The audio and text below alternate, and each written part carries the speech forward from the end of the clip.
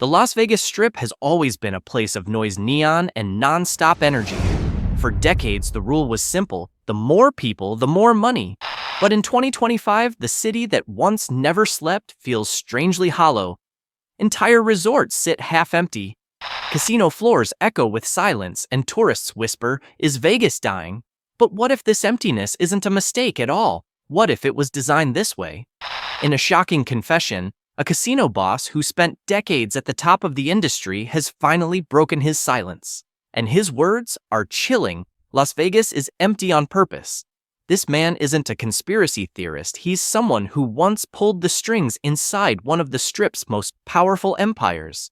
And now, he claims the emptiness is part of a deliberate strategy, one that benefits the biggest players while destroying everything the city once stood for. Why would casino executives want fewer customers? What hidden agenda could possibly explain the empty sidewalks, the closed restaurants, and the darkened theaters? And more importantly, what does this mean for the future of Sin City? Tonight, we bring you the truth from the man who knows it best, a casino boss who finally tells all. And once you hear his story, you'll never see Las Vegas the same way again. To understand why Las Vegas looks the way it does today, we need to step back and see how it became what it was.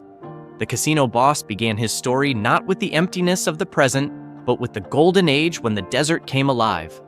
Back then, Vegas wasn't just a city, he said. It was the promise that anything was possible.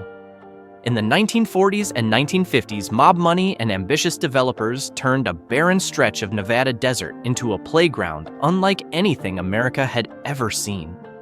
The first neon palaces lit up the night sky, and suddenly the Strip became a beacon visible for miles. By the 1960s, stars like Frank Sinatra, Dean Martin, and Elvis Presley were not just entertainers, they were symbols of Vegas itself. Crowds poured in, drawn by glamour, gambling, and the fantasy of striking it rich. The boss recalled those days vividly. Every night felt like New Year's Eve. The streets pulsed, the tables were full, and money flowed like water. Through the 1970s and 1980s, Vegas transformed again, no longer just about mobsters and showgirls. Corporate America moved in, building mega resorts that doubled as theme parks and shopping malls. Families began arriving in record numbers. The formula was simple: keep prices low to fill every room, then make back the money on the casino floors. A $9 buffet or a $29 hotel room wasn't generosity, it was bait, and millions took it gladly. By the 1990s, Vegas was welcoming over 30 million visitors a year, and by the early 2000s, that number pushed past 35 million. The Strip had become the most famous street in America, a non-stop carnival that never dimmed.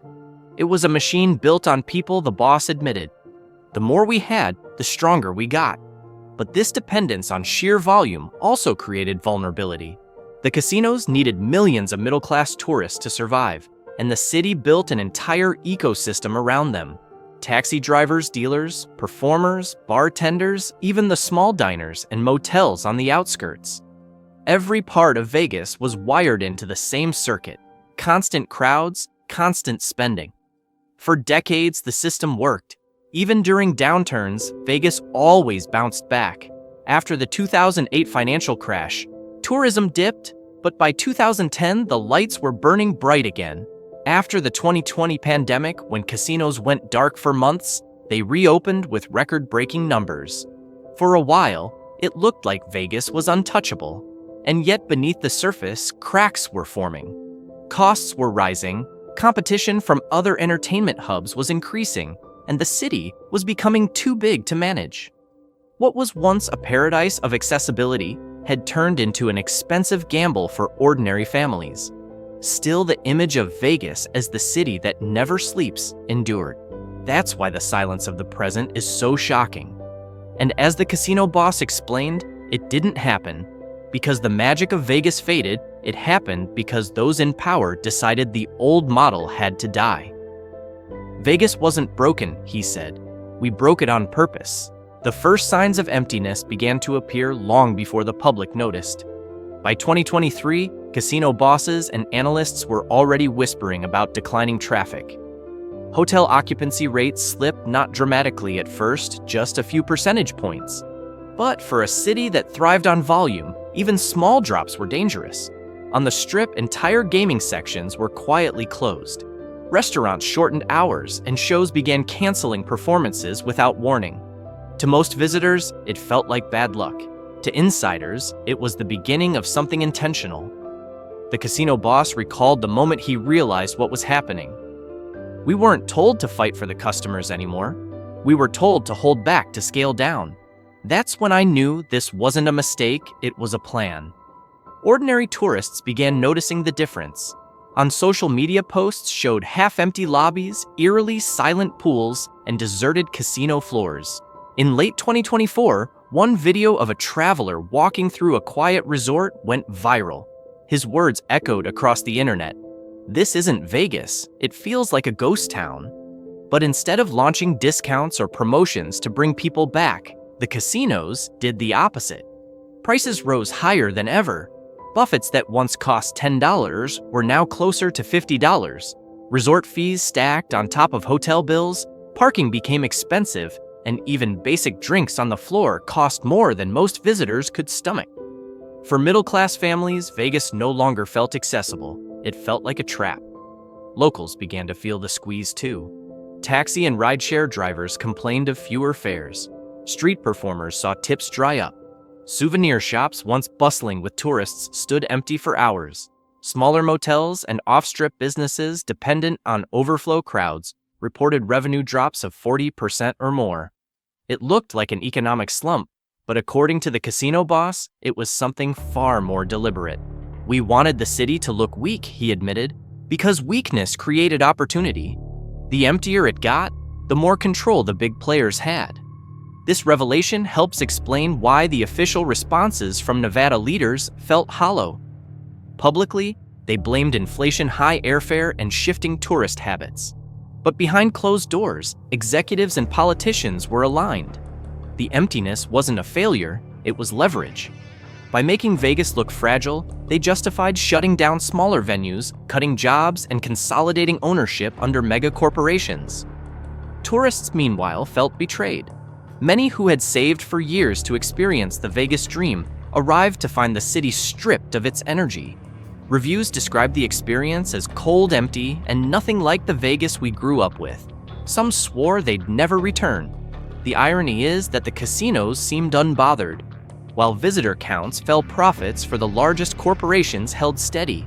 Reports showed strong margins driven not by volume, but by a smaller number of wealthy clients who spent massively on luxury suites and private gaming. To Wall Street, Vegas wasn't collapsing, it was evolving. To locals and average tourists, it felt like betrayal. By 2025, the transformation was undeniable. What had once been the busiest stretch of road in America often looked like an abandoned stage set. Neon lights still flashed, but fewer eyes were there to see them. The hum of voices and clinking of chips was replaced with silence, and the casino boss made the chilling admission, "We didn't lose the crowds, we pushed them away." The question, of course, was why? Why would an industry that thrived on crowds deliberately hollow itself out? The answer, the boss explained, lay in the ruthless logic of control. By making Vegas empty, the power players could reshape it into something new, something smaller, more exclusive, and more profitable in ways most people would never see. When the casino boss finally laid out the truth, it was as if the city's neon glow flickered for a moment. He explained that what looked like collapse was actually a deliberate reset of the entire system. Vegas was never dying, he said. "We were killing the old Vegas so we could build a new one." The first motive was consolidation of power. For decades, the Strip had been overcrowded with competitors, small casinos, independent hotels, mom-and-pop motels, even local restaurants feeding off the overflow. To the big corporations, this looked like chaos. By engineering a decline, they allowed these weaker players to go under. As they failed, megacorporations backed by Wall Street investment funds swept in to buy properties for pennies on the dollar. By 2025, just a handful of corporations controlled nearly the entire Strip. It was the perfect way to clear the board, the boss admitted. The second motive was shifting the customer base. Vegas had always thrived on volume, millions of middle-class visitors dropping small amounts that added up to billions. But rising costs made that model less appealing. Instead, executives realized they could make as much or more by catering to the ultra-wealthy. Private jets replaced budget airlines, VIP salons replaced crowded gaming floors, and luxury suites brought in six figures in a single weekend. Why chase a million small fish when one whale pays the same? The boss asked. This wasn't just about money, it was about control. Fewer customers meant fewer variables, easier management, and a tighter grip on operations. A half-empty casino is easier to monitor, easier to secure, and easier to manipulate, he said. For corporations and their financial backers, emptiness wasn't failure, it was efficiency. The third motive was financial secrecy.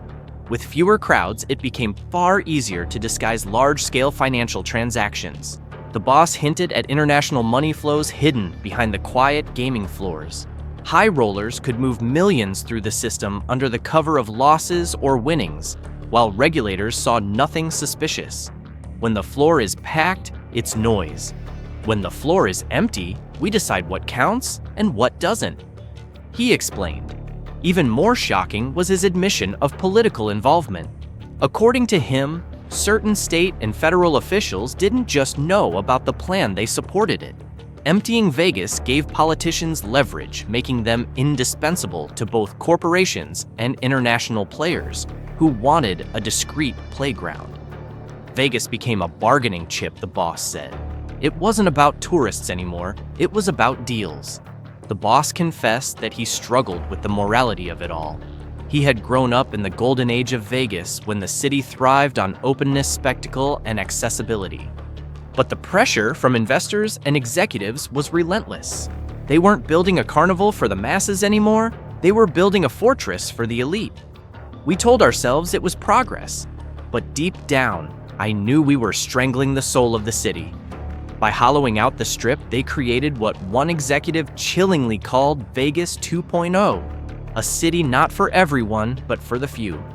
The boss described secret meetings where executives openly discussed pricing out the middle class and resetting expectations for what Las Vegas was supposed to be. The goal wasn't recovery, it was transformation.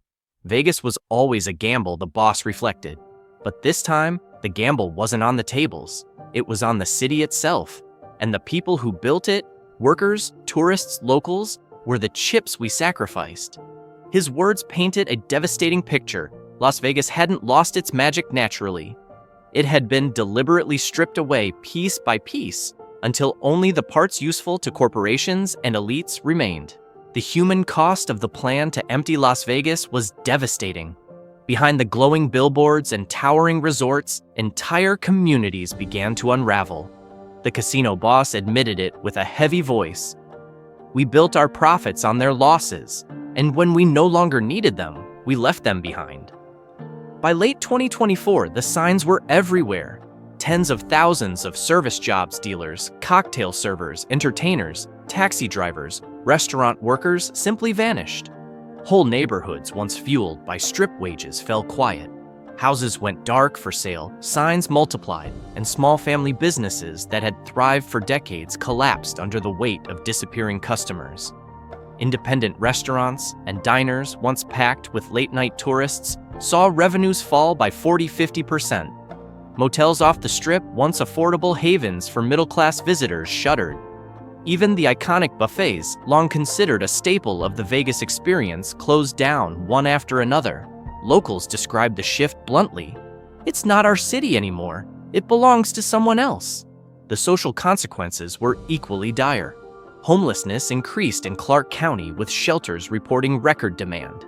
Musicians and performers who had built the cultural heartbeat of Vegas found themselves unemployed. The Strip no longer had space for street energy or local art. It had been sterilized for exclusivity. Meanwhile, corporate leaders and investors celebrated. With fewer competitors, profits for the major casino conglomerates rose steadily. Instead of chasing millions of small spenders, they catered to a handful of whales, wealthy clients capable of spending 6 or 7 figures in a weekend. For Wall Street, the emptiness was proof that the system was working. For ordinary Nevadans, it was proof their city had been stolen. The casino boss acknowledged the cruelty of it all. "We told ourselves it was evolution," he said. But what it really was extermination. We exterminated the Vegas that belonged to everyday people. The transformation of the Strip became clear in its very design. Once casinos were built to lure everyone inside cheap shows, bargain food, endless slot machines. By 2025, new developments focused almost entirely on high-end luxury. Exclusive suites took the place of family rooms. Private gaming salons replaced rows of affordable slots. Restaurants required not just reservations, but connections. Vegas had become a gated playground where only the wealthy could afford entry. Even the atmosphere changed. Locals described the Strip as sterile, bright lights still flashed, but without the crowds, the energy felt hollow. The hum of excitement had been replaced by silence, punctuated only by the occasional roar of a supercar outside a luxury hotel. The worst part, the boss admitted, was how easily the plan had been disguised. Public officials continued to blame inflation, airfare, or changing trends for the emptiness. Tourists assumed the decline was natural. But behind closed doors, everyone in power knew the truth. The emptiness was engineered and the losses were deliberate. "We sacrificed the soul of the city for control," he confessed. For those who grew up in Vegas, the betrayal was personal. Generations of workers who had helped build the city felt discarded. "We gave our lives to this place, and they erased us in a year," one former casino employee said. Families that had counted on steady Strip wages now faced eviction. Communities that once pulsed with life now felt abandoned. The casino boss described watching it unfold with a sense of dread. "I made billions off this city, but I also watched it die right in front of me. The Vegas I knew doesn't exist anymore." By the time most Americans realized what was happening, the transformation was complete. The Strip glittered as always, but its heart was gone. Vegas was no longer America's playground. It was a fortress for the elite, rebuilt on the ruins of the people who had kept it alive. The most disturbing part of the casino boss's confession wasn't about lost jobs or shuttered buffets. It was about what the emptiness really allowed. According to him, the silence of the Strip wasn't a side effect, it was the point. "We didn't just make Vegas empty," he said. "We made it quiet enough to hide what we were really doing." What they were doing, he revealed, was turning Las Vegas into a shield for international money flows. For decades, casinos had been suspected of laundering billions for cartels, oligarchs, and foreign investors. But in crowded times, the sheer volume of small bets made it difficult to spot the biggest transactions. By emptying the city, the bosses created a perfect environment. Fewer tourists meant fewer eyes, fewer records, and less noise. Large sums could move under the radar disguised as VIP play or high-stakes winnings. The boss described how foreign billionaires from China, the Middle East, and Eastern Europe began using high-roller suites, not for entertainment, but for financial transfers. They didn't come to gamble, he explained. They came to move money. And the emptier the floors, the easier it was. A $5 million loss at a private baccarat table could clean dirty money in minutes, while regulators shrugged at the declining tourist numbers as if they were natural. Behind this system, according to The Insider, stood Wall Street firms and political allies. Hedge funds that owned stakes in major casinos weren't just chasing gaming profits. They were protecting a financial infrastructure that allowed discrete global transfers. The government, meanwhile, turned a blind eye. Officially, agencies continued blaming inflation and airfare for Vegas's decline. Unofficially, the silence served their purposes. Vegas became a negotiation room disguised as a city, the boss said, and the politics ran deep. He described meetings in 2022 and 2023 where state leaders were told not to worry about declining visitation numbers. The plan was clear, he admitted. Shrink Vegas control, then use it. With fewer crowds, the Strip became the perfect venue for backroom deals, political fundraisers, corporate negotiations, even quiet talks between foreign officials. What looked like economic weakness was actually controlled exclusivity. For locals, of course, this truth never surfaced. They were told Vegas was struggling, that the city just needed time to recover. But while they waited for the return of the crowds, the Strip was being rewritten. And every darkened theater, every empty restaurant was evidence of that hidden rewrite. The casino boss described it bluntly. The emptiness wasn't a failure, it was a smokescreen. He explained how during the so-called decline, billions in real estate deals went through unnoticed. Properties changed hands quietly, often sold to holding companies with no public face. International investors bought chunks of the Strip through offshore accounts, hidden behind layers of shell corporations. By the time reporters caught on the ownership map of Las Vegas, looked nothing like it had 10 years earlier. The most chilling part of his confession was the suggestion that Las Vegas was only the beginning.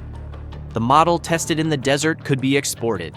A city emptied, consolidated, and repurposed for elites was a blueprint that could be applied elsewhere. If we can do it here, we can do it anywhere, he admitted. For the average tourist, Vegas's emptiness looked like decline. But in reality, it was success for those who profited from secrecy control and global money flows. The lights still shine, the fountains still danced, the billboards still glowed, but the city beneath had been hollowed out, turned into a stage set for transactions the public was never meant to see. And as the casino boss concluded his confession, he left behind a warning that hung heavier than the neon in the desert sky. Vegas didn't fall apart, it was remade. And if you think it's still your city, you're wrong. It belongs to them now. Las Vegas has always been sold as the city that never sleeps, the beating heart of entertainment in America. But the chilling confession of a casino boss proves that what we see today, the silence, the half-empty hotels, the deserted casino floors, wasn't a natural decline. It was a choice, a deliberate strategy, a plan executed in boardrooms and government offices far away from the neon lights. The truth is that Vegas wasn't broken, it was broken on purpose. The emptiness became leverage for corporations, a shield for international money flows, and a tool for political power. The ordinary workers, the middle-class tourists, the local businesses, they were the chips sacrificed so that the few at the top could win the real game.